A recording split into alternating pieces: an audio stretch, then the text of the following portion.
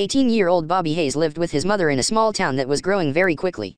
Bobby's mom was a very successful real estate salesperson with the highest sales for the past 2 years. Because she was not very good with computers, she had a website made and had it maintained, and just about everyone in town knew her email since she's so successful. Because she claimed most of her success on her website and personal talent, Bobby was forbidden to use the internet unless she was home and it was for a school project. Her thoughts were, she did not want anything to ruin her computerized reputation if Bobby was looking something up on the internet he wasn't supposed to. Bobby kept wanting to use the computer to chat with his friends, but his mother kept saying no. Bobby kept trying to tell his mother that no one could see her email address, but she was very old-fashioned and said no. And believe me, when she said no, she meant no. Bobby really did not get into that much trouble because it seemed he always had a prolonged punishment. Most kids would get grounded for a week or two. If Bobby got in trouble, it was for at least 2 months. Bobby was a late bloomer, wetting the bed until age 10. He wore diapers to bed until age 11 because his mom wanted to be sure of no wet beds. Bobby had no problems wearing diapers until 11 because he loved to be in diapers. He had a joy that no one knew about. When a diaper commercial came on TV, his attention was glued to the TV until the commercial was over with. Lately he was becoming obsessed with the commercials. One night when a commercial came on, his mom noticed how he was glued watching the diaper commercial and said, "Bring back memories from a couple years ago, sweetie." "Hey," he said.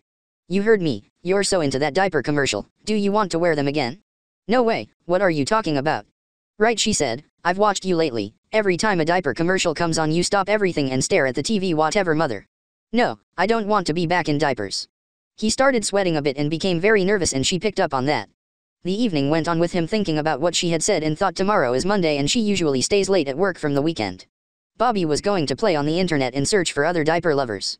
After school was here at last, no one home, so the surfing began. Bobby found a bunch of information on diapers, galleries and chats. He was so into it, he thought, "I want to be back in diapers. I have to go buy some," he thought, "no one would know." There was a medium-sized drugstore about a half-mile down the road. He went to his secret hiding place where he stored his money and other items he hid from his mother and went to the drugstore. It was getting a little late, but he knew he had plenty of time. Bobby found the diaper aisle right away. In and out real fast, he thought, and then no one will know. He found a new item in stock called Sure Comfort diapers for youths and young adults, written in huge letters across the package. They were a 1-tape tab, plastic-backed, 22 white, thick overnight diapers. He got the medium size, a bottle of baby powder and some baby wipes, and headed right for the checkout. There was no one in line or a cashier either at the register. Bobby placed the diapers and other items on the belt and waited about 10 seconds and then heard a girl's voice, "Are you ready to check out, sweetie?" He turned around and became red in the face. It was Jenny Simmons' older sister, Stacy. Jenny had been in Bobby class for the past 6 years. He had been introduced a few times by Jenny, so Stacy knew of him. Stacy started ringing the items up. It seemed to take forever and other people started to come to the register to check out as well. She said, "Your diapers are not ringing up. Do you remember how much they were?" "No," Bobby said.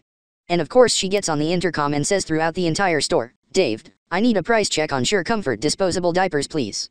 Oh, medium-sized diapers, please." Stacy was just staring at Bobby, and what should have been 3 minutes in and out took about 15 minutes, and several other patrons behind Bobby. After ringing him up, she asked, "Would you like your diapers in a bag?" He said that they were not for him, but yes, a bag would be fine. Bobby was so shaky, Stacy knew. She said, "Have fun," as Bobby walked out the door. The only thing at that point on Bobby's mind was Stacy going to tell Jenny. Bobby got home, hid the diapers until the next day, and decided to take it easy. Ms. Hayes came home and noticed Bobby was kind of uptight, but he maintained nothing was wrong. She let it go but decided to herself to come home early and check up on Bobby. The next day at school, Jenny made it a point to say hi to Bobby, which she hadn't done all year long. "Hi Bobby, how's it going? My sister said she saw you at the drugstore buying some," and then she paused and said things with a very big grin on her face. "Hope everything fits well," and he walks off. Oh great, now Jenny knows I bought diapers. The day ended and Bobby had one thing on his mind, and that was to put on a diaper.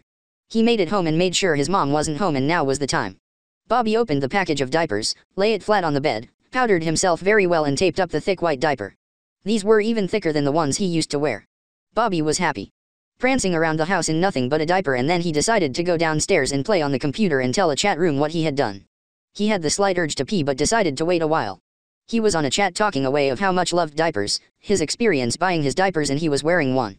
He was so into the chat, he did not hear his mother come in. And because of the day before, she was in stealth mode to see if he was up to anything. She snuck in and was reading everything he had typed in the chat, and of course noticed the diaper he was wearing. She yelled, "I knew it. I knew you were up to no good." Bobby froze. Did not know what to say. "So you do like wearing diapers?" "No, Mom. No, I don't."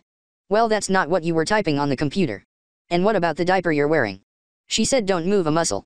She went upstairs, grabbed one of his shirts and cut it up to belly button high, grabbed a pair of his shoes and went back downstairs. Put this shirt on and your shoes. Where did you buy these diapers? Bobby said at the corner drugstore. Go get me the package. Ms. Hayes called the drugstore. I want to know how many packages of the Sure Care youth and adult diapers in medium size you have in stock. 6 cases and 4 bags left, huh? Okie, will you please hold all of the diapers at the front of the store and put hold diapers for Bobby Hayes? I will be right there to buy them. Bobby's mouth dropped to the floor. Get in the car and don't say a word.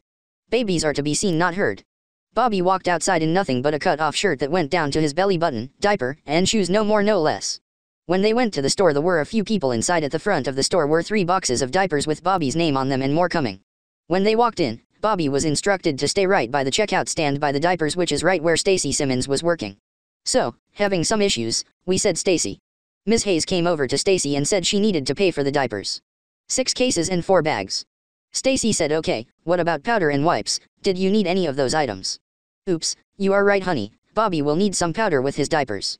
Bobby, stay right here, I will be right back. Ms. Hayes returned with 8 tubs of wipes and 8 bottles of powder. All this time Bobby was the center of attention at the front of the store with the urge to really go pee now since he never did before. He let it go, filling his diaper with a rush. Stacy rang up and Ms. Hayes said that it would be $486.52. Stacy glanced over at Bobby and noticed he had wet his diaper and said, "Well, it's a good thing you're in diapers or we'd have a big spill on the floor." Ms. Hayes said he'll have to wait until we get home. Stacy then said, "The bathroom is right over there. While David loads up the diapers in your car, I can change Bobby's diaper. I'm going on break anyway." Ms. Hayes said, "Oh, you're too kind.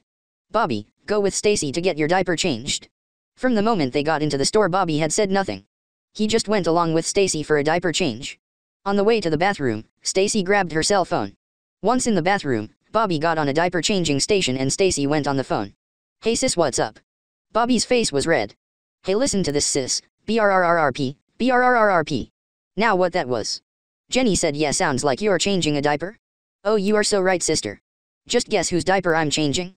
As they conversed, Stacy changed Bobby's diaper, putting a ton of baby powder on him. As he waddled out of the bathroom, Stacy told Jenny it was Bobby's diaper and about all the diapers Miss Hayes had bought for Bobby. The next day at school, Bobby was waddling down the hall in overalls, a shirt, and his diapers. You could hear the circle of the diaper very much. Jenny walked up to Bobby and said, "Is it true, are you in diapers?" Jenny looked down his overalls and said, "Oh my God, you are in diapers." Half of the school just heard that Bobby Hayes was back in diapers and the embarrassment began. Bobby spent the next 3 years in diapers and had 2 babysitters that would change his diapers anytime, anywhere. Just what Bobby wanted. The end.